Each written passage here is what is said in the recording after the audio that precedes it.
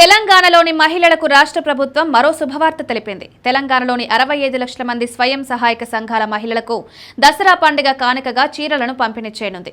ఒక్కొక్కరికి 2 చొప్పున చీరలు పంపిణీ చేయాలని రాష్ట్ర ప్రభుత్వం నిర్ణయం తీసుకుంది. ఈ మేరకు చీరల తయారీ కోసం రాష్ట్ర ప్రభుత్వం 318 కోట్ల రూపాయలను ఇప్పటికే విడుదల చేసింది. తెలంగాణలోని మహిళలకు కాంగ్రెస్ ప్రభుత్వం గుడ్ న్యూస్ చెప్పింది.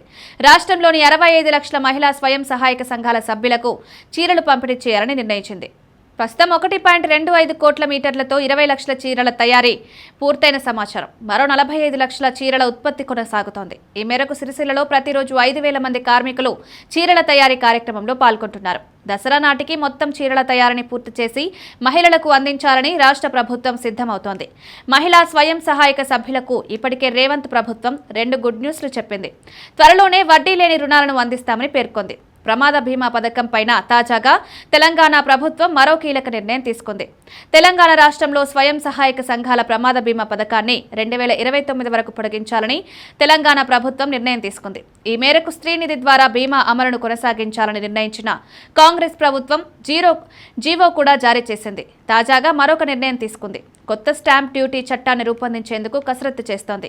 ఈ కొత్త సవరణ బిల్లును వచ్చే అసెంబ్లీ సమావేశాల్లో ప్రవేశపెట్టనుంది. అయితే ఈ బిల్లులో మహిళా సాధికారతను ప్రోత్సహించే దిశగా వారికి స్టాంప్ డ్యూటీ తగ్గించే అంశాన్ని ప్రభుత్వం పరిశీలిస్తుందని మంత్రి పొంగులేటి వెల్లడించారు.